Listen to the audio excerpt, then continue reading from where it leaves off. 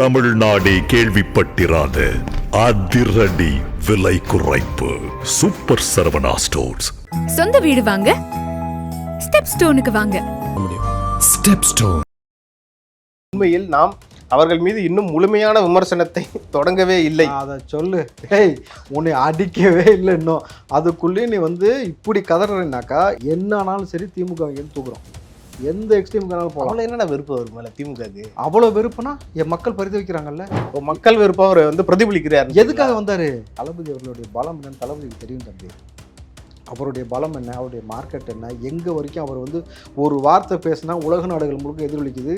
அவ்வளவையும் வச்சுக்கிட்டு ஒரு மனுஷன் நிதானமாக தன்மையாக பொறுமையாக இவ்வளவு செய்யும் பொழுது ரொம்ப நிதானமாக பொறுமையாக இருக்கார்ல தலைவன் பண்பு. ஸ்டாலின் தான் வராரு, விடியல் தர போறாருன்னு சொல்ற அந்த முழக்கெல்லாம் கக்கூசில் உட்காந்து கேட்க வேண்டியதான் நிமிடம் பாட்டெல்லாம். என்னன்னா வேற எங்க தம்பி, அங்கே தான் லைட்டை போட்டு நைட்டுக்குள்ளே சரி ஸ்டாலின் வந்தார் விடியல். ஆனால் இந்த ஆட்சியில் அதை கூட நம்பி செய்ய முடியாத சூழல் ஏற்படுச்சு தெரியுமா உங்களுக்கு? திமுகனால கரண்ட் கட்டு தான். மண்மொழி வரைக்கும் ஓகே, அதான் நான் மானம் யாருக்கு இருக்கு? திமுக காரங்களுக்கு உடல் இருந்தால் கொடுத்த வாக்குறுதி நிறைவேற்றிருப்பீங்கல்ல.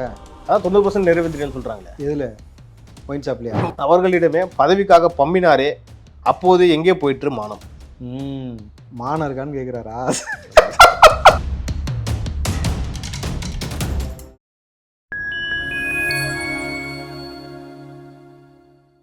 ஃபைன் டைமோட ஸ்பெஷல் இன்டர்வியூவில் இன்னைக்கு நம்மோடு இணைந்திருப்பவர் திரு ராவுத்தர் இப்ராஹிம் அவர்கள். வாருங்கள், அவரிடம் அரசியல் சார்ந்த பல்வேறு கேள்விகளை முன்வைக்கலாம். அண்ணா வணக்கம். வணக்கம். வணக்கம். திரு விஜய் அவர்கள் ஒரு நீண்ட நெடிய ஒரு அறிக்கையை விட்டுருக்காரு, பார்த்துருப்பீங்கன்னு நினைக்கிறேன். படிச்சு காட்டலாமா உங்களுக்கு? கண்டிப்பா. அறிவு திருவிழாவா அறிவிழா திருவிழாவான்னு தானே? அவதூறு திருவிழான்னு சொல்லியிருக்காருன்னு இல்லை, ரெண்டு ஒன்று தான். ஓகே. சமீப காலமாக ஆட்சி அதிகாரத்தில் இருந்து அதிவிரைவில் மக்களால் தூக்கி எறியப்பட போகும் அதிகார மமதை கொண்ட கட்சி ஒன்று அவசரகதியில் தனக்கு பழக்கமான அவதூறு அரசியல் ஆட்டத்தை தொடங்கி உள்ளது. எந்த கதமா தனக்கு பழக்கமான அவதூறு அரசியல் ஆட்டத்தை தொடங்கி உள்ளது. எந்த கட்சியை சொல்கிறோம் என்று தெரிகிறதா? தெரியுது. ஏன்னா இதில் ஒன்று பேசிடுவோம். கிட்டத்தட்ட இந்த மனித இனம் தோன்றி எத்தனை ஆண்டு காலம் ஆயிடுச்சு. இங்கே இந்த மதங்கள் பரவி எவ்வளோ காலமாச்சு. பல மதங்களையும் பல மக்கள் வழிபட தொடங்கிய பொழுது சட்டமன்றத்திற்குள்ள முதல்ல இஸ்லாமிய தீவிரவாதின்ற வார்த்தையை பயன்படுத்தியவர் கலைஞர் கருணாநிதி அவர்கள். அவதூறு அரசியல். இஸ்லாமிய தோழர்கள்லாம் முக்கிய கோரிக்கையோடு கொண்டு போய் அவர்கிட்ட ஒரு மனு கொடுக்கும் பொழுது துலுக்க பயலுக்குன்னு அவளை திமுன்னு விட்டு அடிச்சிருக்கிறாரு. அப்படின்னு நடிச்சார். எஸ், அந்த நிகழ்வை கலந்துகிட்ட பல பேர் இன்னும் உயிரோடு இருக்கிறாங்க. அதை பற்றி பேசின இஸ்லாமிய மார்க்க அறிஞர்கள் நிறைய பேர் இன்னும் அவங்களும் உயிரோடு இருக்காங்க. அந்த காணொலியும் இருக்குது. சரிங்களா? இது மூணாவது. ஸ்டாலின் அவர்கள் இஸ்லாமியர்களுடைய சிறைக்கைதிகளை விடுதலை செய்வேன்னு சொல்லி நாடகம் ஆடிட்டு இந்த பக்கம் இப்படி, ஆனால் இந்த பக்கம் திமுக அரசாங்கம் சார்பாக இந்த பக்கம் பார்த்தீங்கன்னா 4 முறை அஃபிடவிட் தாக்கல் செய்கிறாங்க. என்னென்னு? இவர்களை விடுதலை செய்யக்கூடாது அப்படின்னு. இவர் செஞ்ச பங்களிப்பு புரியுதுங்களா? உதயநிதி, இஸ்லாமிய சகோதரர்கள் அத்தனை நபர்கள் நோன்பு நோற்பது எங்களுக்கு ஒரு 5 கடமைகளில் ஒரு மிக முக்கியமான கடமை. எதற்காகனாக்கா அந்த பசியை எவன் ஒருவன் உணர்கிறானோ அப்போது தான் ஏழை மக்களுடைய வலியையும் அவருடைய பசியையும் உணர்வான் என்பதற்காகத்தான் அது. நோன்புக்காக தான் அர்த்தம். எஸ். ஓகே. நீங்கள் ஏன் நோன்பு வைக்க சொல்கிறோம்னா, நீ அப்போது தான் உன் அண்டை வீட்டுக்காரர் பசித்திருக்கும் பொழுது நீ உணவு அருந்தக்கூடாது. எங்களுக்கு கற்பிச்சிருக்காங்க. ஏழைகளோட பசியை உணர வேண்டும். நம்மளுடைய வருமானத்திலிருந்து 2.5% ஜக்காத்துன்னு சொல்லுவாங்க. நிச்சயமாக கட்டாயம். எது? நம்மளுடைய வருமானத்திலிருந்து 2% நகையோ பணமோ காசாவோ உதவி செய்வது என்பது கட்டாயம். கொடை. ஸோ இவர்களுடைய வலிவேதனையை புரிவதற்காக செய்யப்பட்ட இந்த இஃப்தார் நிகழ்ச்சியை, இந்த நோன்பு திறக்கக்கூடிய விஷயத்தில் விஜய் அவர்கள் நோன்பு நோற்று இதை செய்யணுன்ற அவருக்கு எந்த அவசியமும் இல்லை. ஆனால் ஒரு மார்க்கத்தை கண்ணியப்படுத்தினார். புரியுதுங்களா? ஆனால் உதயநிதி அவர்கள் கலந்து கொண்ட நிகழ்ச்சியில் குப்பை வண்டியில் கொண்டு வந்தால் இஃப்தாருக்கு அதை நோன்பு திறக்கக்கூடிய உணவை. குப்பை வண்டியில் தம்பி, இது எவ்வளோ மோசமான ஒரு செயல் தெரியுங்களா? இஸ்லாமியரை இதற்கு மேலே கேவலப்படுத்தியிருக்க முடியாது. நீங்கள்லாம் இவ்வளோ தாண்டா, குப்பை வண்டியில் கொண்டு கொடுப்பேன் தின்னுட்டு போ. ஏன்னா நாங்கள் தான் மன்னர் மாமன்னர். அதுதானே இப்போ சட்டமன்றத்தில் இப்பவும் பேசி சுற்றுறாங்க. துரைமுருகன் பேசியிருக்கிறார்ல, இந்த மன்னராட்சியை மன்னகவை வைக்கல 2026 என்னன்னு கேளுங்க. ஆனால் அவங்க தானே சொல்லிட்டு இருக்காங்கன்னா திமுக எப்பவுமே இஸ்லாமியர்களுக்கு எதிரான கட்சி இல்லை, அவங்களுக்கு அரணா இருக்க போகிறதே நாங்கள் தான் அப்படின்னு சொல்லிட்டு இருக்காங்க. உங்களை அறைய போகிறதே நாங்கள் தான். வெயிட் பண்ணி பாருங்கள். ஏன்னா நான் சொன்னல இவங்களுடைய இஸ்லாமியர்களுக்காக என்ன செஞ்சிருக்கான்னு. தம்பி, நம்ம இவ்வளவு நம்மளே பாதுகாத்து கொண்டு இஸ்லாமிய சகோதரர்கள் என்ன சொல்லுவாங்கன்னா, அண்டை வீட்டுக்காரர், நல்ல ஒரு வார்த்தையை புரிஞ்சுங்க, அண்டை வீட்டுக்காரர் பசித்திருக்கும் பொழுது நீ உணவு வருதாதுன்னா அண்டை வீட்டு இஸ்லாமியர் எங்களுக்கு போதிக்கலை மார்க்கம். யாராக இருந்தாலும் அண்டை வீட்டு நபர். அப்போ சகோதரத்துவத்தை பேருன்னு போதிக்கிறது. புரியுதுங்களா? நாங்கள் அதுலேருந்து உள்வாங்கி வந்த நபர்கள். நீ என்னென்ன அக்கிரமம் பண்ணியிருக்க, என்னென்ன அயோக்கியத்தனம் பண்ணியிருக்க, இந்த இஸ்லாமியர்களுக்கு, சிறுபான்மை மக்களுக்கு தொடர்ச்சியாக ஏன் இன்னும் சாதிவாரி கணக்கெடுப்பு எடுக்காததுக்கான காரணம் என்ன? இவர்கள் இஸ்லாமியர்கள் கிறிஸ்தவர்களோ சிறுபான்மைக்குள்ளே வந்துட மாட்டாங்க அப்படின்றதுக்காக அந்த ஒரு காழ்ப்புணர்ச்சி தானே. அதையும் திரு விஜய் கோடிட்டு காட்டியிருக்காரு. கோடிட்டா இனிமேட்டு என்னென்ன காட்டுவோம் பாருங்க உங்களுக்கு திமுக படிங்க. அதாவது அவதூறு ஒன்றையே அடிப்படை அரசியல் கோட்பாடாக கொண்ட கட்சி வேறு எந்த கட்சியாக இருக்கும் என்று சொல்லித்தான் தெரிய வேண்டுமா? இப்போதெல்லாம் அந்த கட்சியின் ஒரே இலக்கு நம்மை தூற்றுவதே. தமிழக வெற்றி கழகத்தை மட்டும் மூளையில் தேக்கி யோசிப்பதே. தமிழக வெற்றி கழகத்தை மட்டும் மூளையில் தேக்கி யோசிப்பதே அதன் முழு நேர வேலை. மூளை இருக்கா அவங்களுக்கு? திரு விஜய் அவர்கள் சொல்றாருன்னா மூளைலாம் இருக்குன்னு பயன்படுத்துறது இல்லை. பயன்படுத்தாம திட்டம்லாம் தீட்டிக்கிட்டு இருக்காங்க. என்ன திட்டம்? பயன்படுத்தினா நீங்க அறிவாலயம் பேர் வைப்பீங்களா? என்ன அறிவாலயத்துக்கும் உங்களுக்கு என்ன சம்பந்தம்? எதுக்கு எல்லா இடத்துலயும் அறிவாலயம் பேர் வைக்கிறீங்க? அண்ணா அறிவாலயம், அண்ணாவின் அறிவாலயம், அண்ணாவின் கொள்கையை கொண்ட ஒரு கட்சி அண்ணா அறிவாலயம். அண்ணாவுக்கு இருந்த அறிவு அவ்வளவுதான், உங்களுக்கு யாருக்கும் இல்லை அதானே? கலைஞருக்கு இருந்திருக்குல்லண்ணே. கலைஞர் தான் ஃபர்ஸ்ட் என்ன செஞ்சார் நான் சொன்னேன். அவருடைய வரலாறு நீண்டு நெறியது பேசுவோம், படிங்க. அடுத்தபடியா அவர்களுக்கு 1969க்கு பிறகு அவதூறு தான் அரசியல் கொள்கை, லஞ்ச லாவண்யம், ஊழல் தான் லட்சிய கோட்பாடு. இந்நிலையில் மக்களுடன் மக்களாக இதயபூர்வமாக இரண்டர கலந்த பிறகே மாபெரும் மக்கள் சக்தியுடன் அரசியலுக்கு வருகிற நம் போன்ற ஒரு இயக்கத்தை கண்டால் அவர்களின் மூளை மழுங்கி முணக்கத்தானே செய்யும். அதாவது புத்தி வேலை செய்யல, அறிவு வேலை செய்யல, சுய சிந்தனை வேலை செய்யல. பகுத்தறிவு என்பது பேரளவில் இருக்க தவிர பகுத்து ஆய்வக்கூடிய அந்த எந்த ஒரு ஆற்றலும் கிடையாது. அவதூறை பரப்புவதே ஆல் டைம் வேலையை வச்சுக்கிட்டு சிவாஜி கிருஷ்ணமூர்த்தியிலேருந்து கட்சி தலைவர்லேருந்து தொண்டை வரைக்கும் செய்யக்கூடிய வேலைன்றது தான் புரிஞ்சிருக்கு. அப்போது இவர்களுக்கு என்ன கொடுத்தா அறிவு வளரும்? ஞாபக சக்திக்கு வளர கொடுக்கலாம். அறிவு வளர்றதுக்கு நம்ம என்ன கொடுக்க முடியும்? வெண்டைக்காய் சாப்பிடலாம். வெண்டைக்காய் சாப்பிட்டல தம்பி, வெண்டைக்காய் தோட்டத்தையே கொடுத்தாலும் அவங்களுக்கு அறிவு வளராது. என்ன இப்படி சொல்றீங்க தம்பி? அறிவு வளர்ந்தா இஸ்லாமிய சகோதரர்கள் இப்போ அந்த நோன்பு திறக்கக்கூடிய நிகழ்ச்சிக்கு குப்பை வண்டியில் கொண்டு வருவீங்களா? உதயநிதி கலந்துக்கிட்ட விஷயத்தில் அறிவு இருக்கிற செய்கிற வேலையாது. அறிவு இருந்துச்சுன்னா நீங்கள் ஒவ்வொரு மழை தண்ணிக்கும் எங்களை தண்ணிக்குள்ளே முங்க விடுவீங்களா? யார்? உங்கள் தாத்தங்காலத்துலேருந்து நடக்குது. வேட்டியை மடிச்சுக்கிட்டு தண்ணியில் நிற்கிறது. அவர் நிற்பார், கலைஞர் நிற்பார், ஸ்டாலின் நிற்பார், உதயநிதி, இன்பநிதி நிற்க விட மாட்டோம். புரியுதா? முதல்ல உதயநிதி அதுக்கப்புறம் நிற்க விட மாட்டோம். அடுத்துக்கு ஆம், அவர்களை நாம் விமர்சிப்பதாக எண்ணித்தான் அர்த்தமற்ற குற்றச்சாட்டுகளை அள்ளி வீசி கொக்கரிக்கின்றனர். உண்மையில் நாம் அவர்கள் மீது இன்னும் முழுமையான விமர்சனத்தை தொடங்கவே இல்லை. அதை சொல்லு. ஏய், உன்னை அடிக்கவே இல்லை இன்னும். அதுக்குள்ளே நீ இப்படி கதறனாக்கா இனி அப்போ இதுலேருந்து என்ன உங்களுக்கு புரியுது தெரியுதுங்களா? நான் முன்னாடியே சொன்னேன்ல, தளபதி ரொம்ப ஸ்ட்ராங்கான மைண்ட் செட்டில் இருக்காரு. அடி ஒவ்வொன்றும் இடி மாதிரி இதுக்கு மேலே விழுக்க முடியாது. ஏன்னா அவர் இந்த கரூர் இன்சிடென்ட்டுக்கு பிறகு ரொம்ப தீர்க்கமாக சொன்ன விஷயம் என்ன தெரியுங்களா? என்னானாலும் சரி திமுக இங்கேருந்து தூக்குறோம். எந்த எக்ஸ்ட்ரீமுக்கானாலும் போகலாம். அவ்வளோ என்னடா வெறுப்பு வரும் மேலே திமுகக்கு? அவ்வளோ வெறுப்புனா என் மக்கள் பரிதவிக்கிறாங்கல்ல. மக்கள் வெறுப்பா அவர் பிரதிபலிக்கிறார். எதுக்காக வந்தாரு? இவங்கள மாதிரி மண்ணே மாமன்னு சொல்லிட்டு காலங்காலமாக ஒரு குடும்பமே தமிழ்நாட்டை ஆக்கிரமிச்சு இருக்கக்கூடிய சொத்துக்கள் கனிம வளங்களை அபகரிக்கிறது, இங்கே பெண்களை கை வைக்கிறது வேடிக்கை பார்க்கறதுக்கா? ஆட்சி அதிகாரத்தில் பயம் இருந்துச்சுன்னா ஒருத்தர் இந்த சாமானிய வீட்டு பிள்ளையை தொடுவானா தம்பி?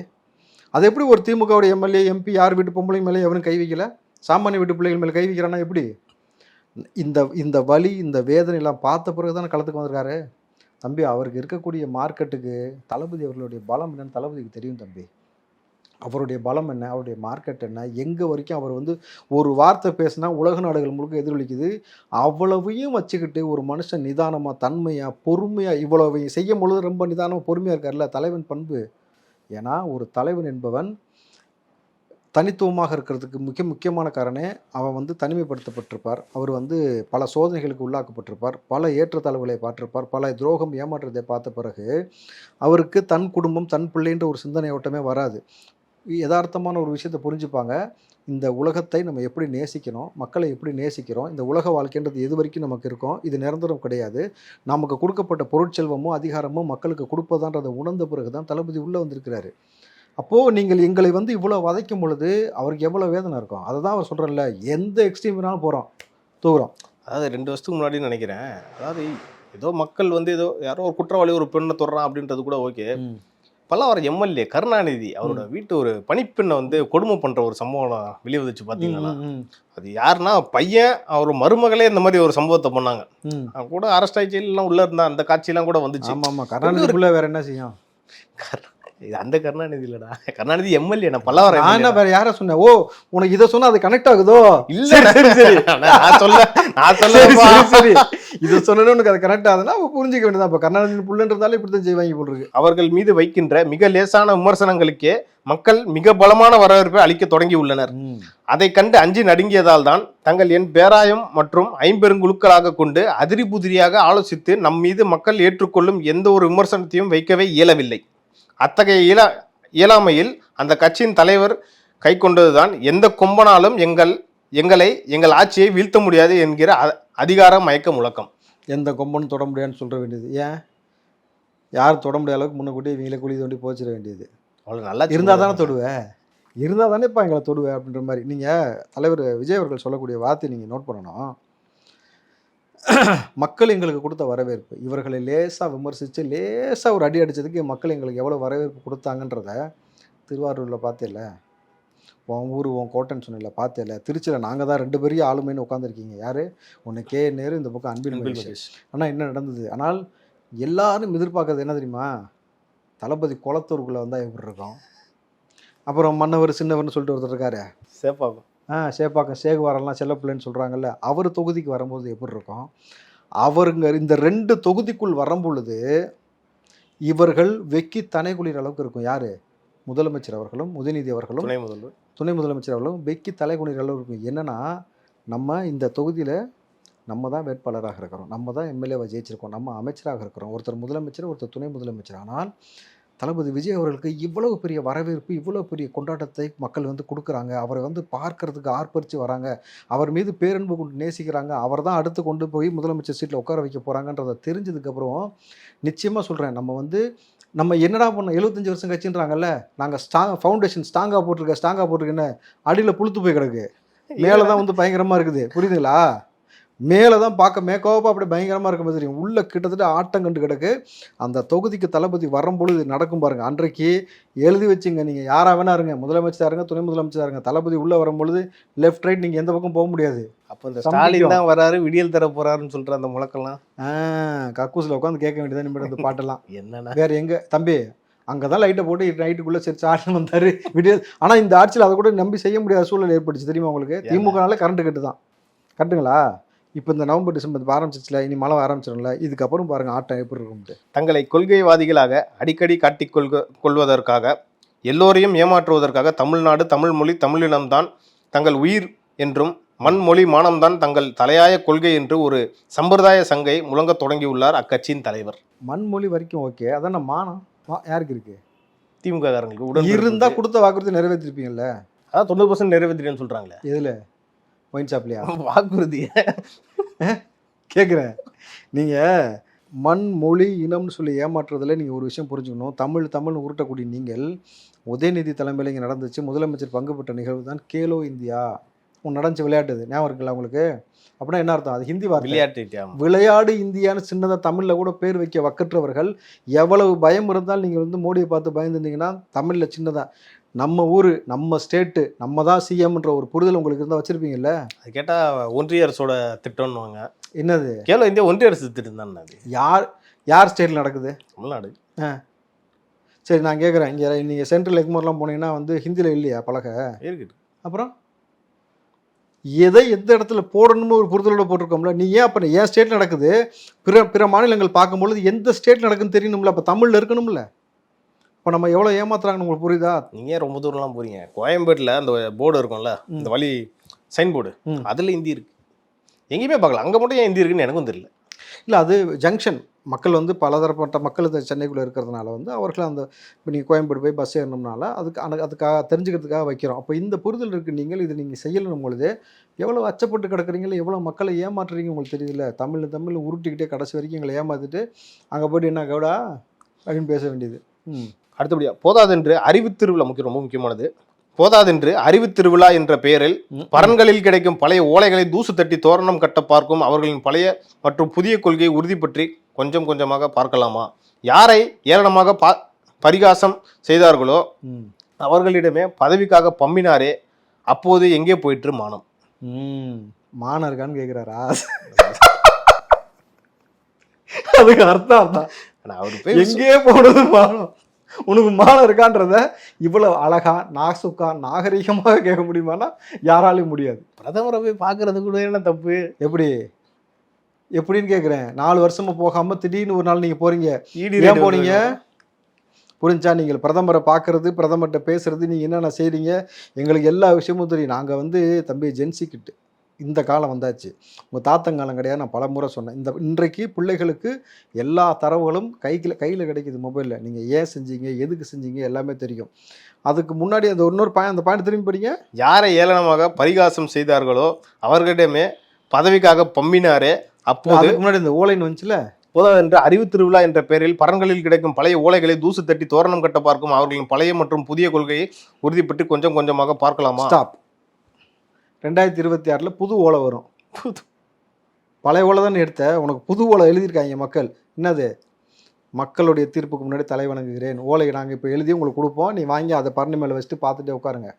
இந்த பழைய ஓலை புது ஓலையெல்லாம் வச்சுட்டு நீங்கள் பண்ணுறீங்கல்ல, கேப் ஓட்டுறாங்கல்ல, கேப் ஓட்டுறாங்கன்னு தான் சொன்னேன். புரியுதுங்களா?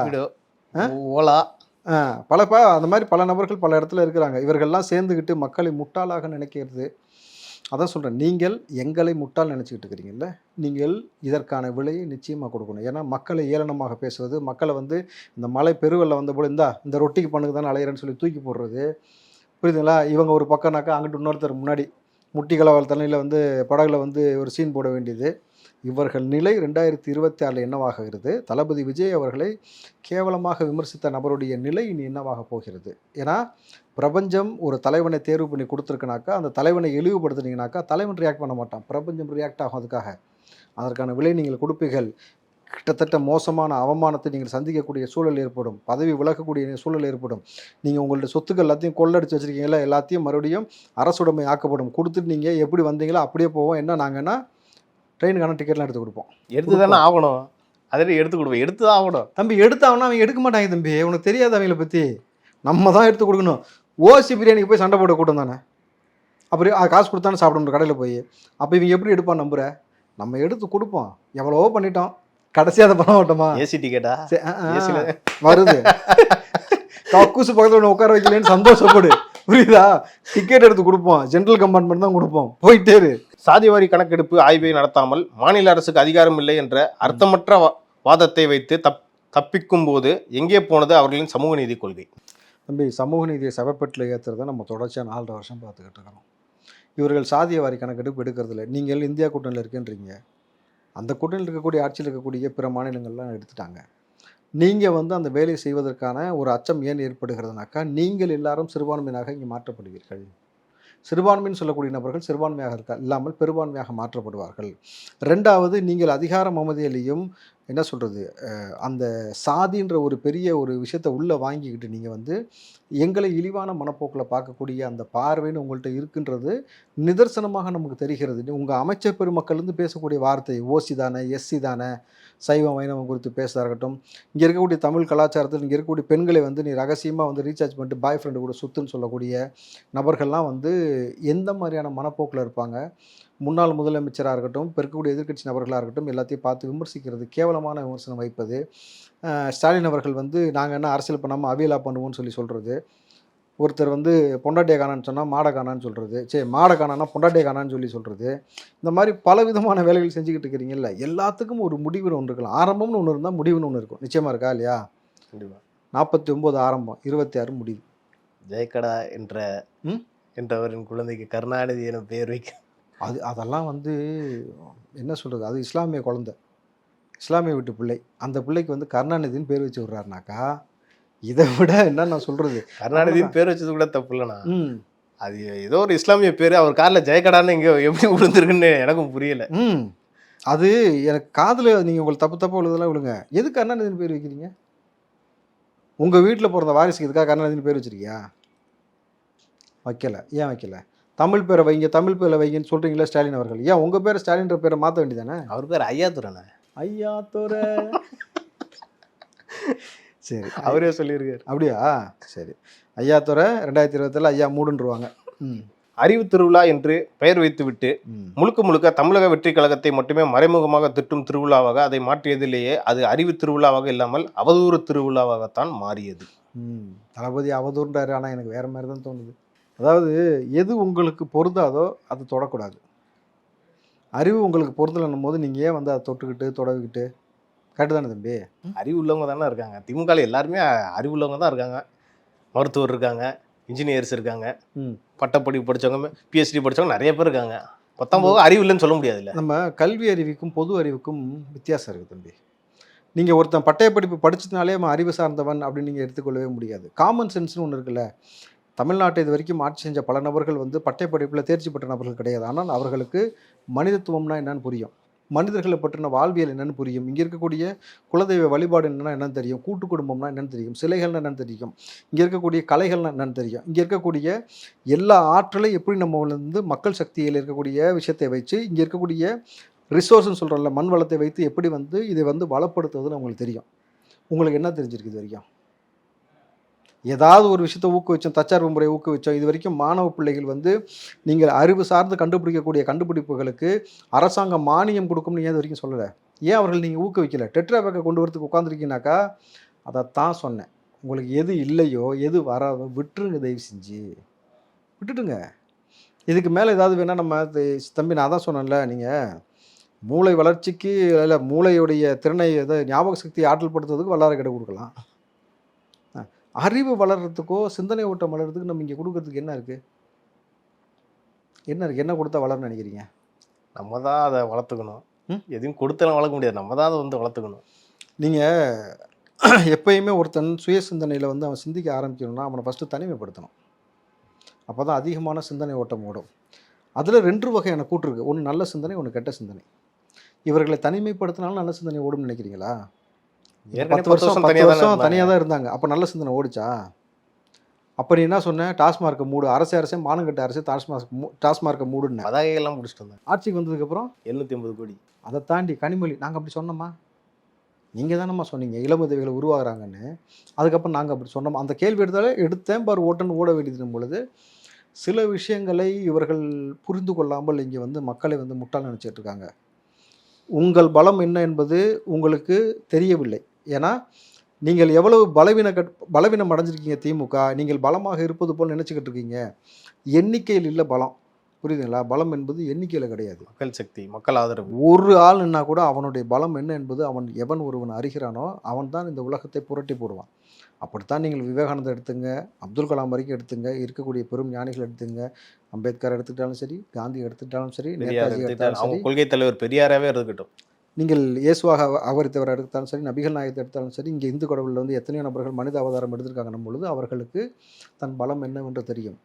அதே போல தான் தளபதிக்கு தன் பலம் என்னன்னு தெரியும். தளபதியோட பலம் என்னன்னு தமிழ்நாட்டுக்கும் தெரியும், உலகம் முழுக்க தெரியும். நீங்கள் இது புரிஞ்சிக்காமல் நீங்கள் எங்களை வந்து தொடர்றீங்க. ஒன்று இன்னும் அடிக்கவே ஆரம்பிச்சில, நீ அழுக ஆரம்பிச்சிட்டேன்னு சொல்லிட்டாரு. இதற்கு மேல் ரொம்ப ஸ்டெப்பனாக உறுதியாக இருக்கார். நான் மீண்டும் பதிவு பண்ணுறேன், இவங்களை இங்கேருந்து அப்புறப்படுத்துவது எதிர்க்கட்சி வரிசையில் கூட வந்து உட்காரக்கூடாதுன்றதுல தளபதி தெளிவாக இருக்கார். அதுக்கு ஏற்றாறு போல வேலைகளை செய்து கொண்டிருக்காரு. 2026 தளபதியோட காலம், அவருடைய ஆட்சி தான் நடக்கும். ஆனால் நம்ம இது வந்து ரொம்ப பெரிய அறிக்கை, ரொம்ப ஒரு முக்கியமான வரியை நான் படிக்கிறேன். அது என்னன்னு பாருங்க. பவளவிழா பாப்பா, நீ பாசாங்கு காட்டால் ஆகாது பாப்பா. அப்படியே பவளவிழா பாப்பா, நீ பாசாங்கு காட்டல் ஆகாது பாப்பா, நீ நல்லவர் போல் நடிப்பதை பார்த்து நாடே சிரிக்கிறது பாப்பா. ரைட்டு. இந்த பாப்பா பெரிய பாப்பா, பவளவிழா பாப்பாவா பவளவிழா ஆப்பாவான்றது 2024 தெரியும்.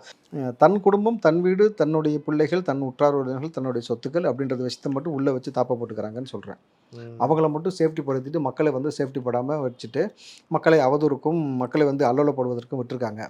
ஸோ பவளவிழாவே இங்கே பாப்பாவாக்கியிருக்காருன்னா 75 வருஷம் ஆயிடுச்சு. அந்த 75 வருஷத்தை பாப்பா அப்படின்னு கோட் பண்ணுறாருன்னா என்ன அர்த்தம்? எல்லாம் பச்சா அப்படின்றாரா? இல்லை, எப்பயுமே குழந்தைகளுக்கு எப்படி குழந்தைகள் வந்து தடுமாறி தத்தி தவழ்ந்து நடக்கிறதோ, வாய் குளறுதோ, அதே தான் வயசானாலும் நடக்கும். அப்போது வயது முதிர்ந்தவர்களையும் குழந்தையோடு ஒப்பிடுவார்கள், புரியுதுங்களா? அப்போது நீ ஒரு குழந்தை தான் எனக்கு. இப்போது 75 வருஷம் ஆயிடுச்சுன்னா நீ ஸ்ட்ராங் ஆகிட்டேன்னு அர்த்தம் கிடையாது, நீ குழந்தை எனக்கு. அதுவும் இந்த குழந்தையாவது நீ வளர்ந்து வரும். இந்த குழந்தை வாழ்ந்து முடிஞ்சிருச்சு, அவ்வளோதான். இப்போ சொல்லு, தட்டினா யார் கீழே விழுவா? வயசானவங்க தான் கீழே விழுவேன். தவிக தலைவர் திரு விஜய் அவர்கள் இன்று வெளியிட்ட ஒரு அறிக்கையை வந்து நம்ம முழுசாக டீகோட் பண்ணி பேசியிருந்தோம். இது குறித்து அடுத்தடுத்த நிகழ்ச்சிகள் இன்னும் நம்ம டீட்டெயிலாக பேசலாம். நன்றிண்ணா. நன்றி தம்பி.